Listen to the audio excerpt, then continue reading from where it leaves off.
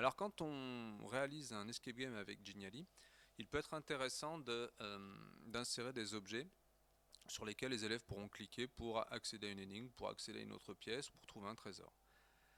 Ces objets, en fait, il peut être intéressant d'utiliser des images courantes que l'on peut trouver facilement sur Internet. Le problème, c'est que bien souvent, ces images ont un fond, c'est-à-dire un fond blanc, un fond de couleur, et quand on l'importe dans Genially et qu'on le colle sur une autre image, eh bien on se retrouve avec un problème, c'est qu'on a un petit carré, le fond, qui apparaît entre l'image qu'on a collée et le fond.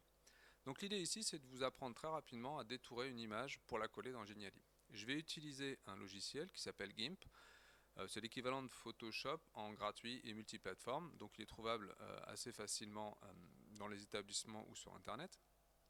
Et pour l'exemple, je vais prendre une image que j'ai sélectionné auparavant, donc un sac de jute que je voudrais pouvoir coller sur un Genially pour pouvoir cacher quelque chose dedans.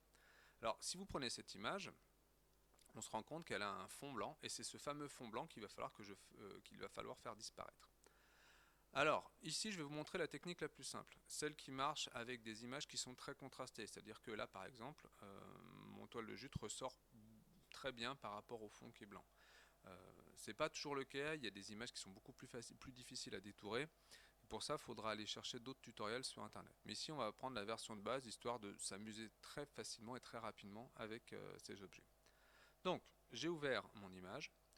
Je vais aller sur le côté ici pour faire apparaître le canal alpha. Donc je fais un clic droit sur le nom de l'image, ajouter un canal alpha. Et à partir de là, vous allez voir, c'est relativement simple et même très rapide. Je sélectionne cet outil ici, la baguette magique. Et avec cette baguette magique, je vais cliquer sur le blanc que je veux faire disparaître. À partir du moment où je clique, vous voyez une légère surbrillance qui apparaît autour du toile de jute.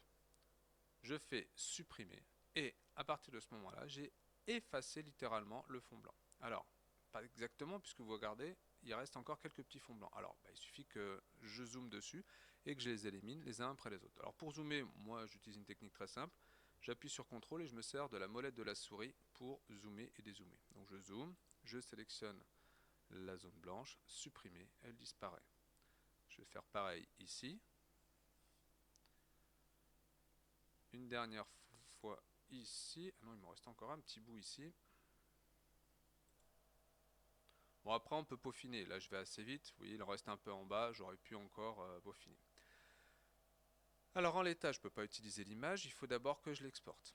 Alors, je vais faire Fichier, Exporter sous. Et là, je vais faire très attention de donner un format PNG. Donc, mon fichier, qui s'appelait sac.jpg, je vais l'appeler sac.png. Pourquoi le PNG? Parce que ça me permet de conserver cette transparence. Je fais exporter, à nouveau exporter, et là votre sac est directement utilisable et collable sur n'importe quelle autre photo. Il suffit d'aller le récupérer et vous n'aurez plus ce fond blanc.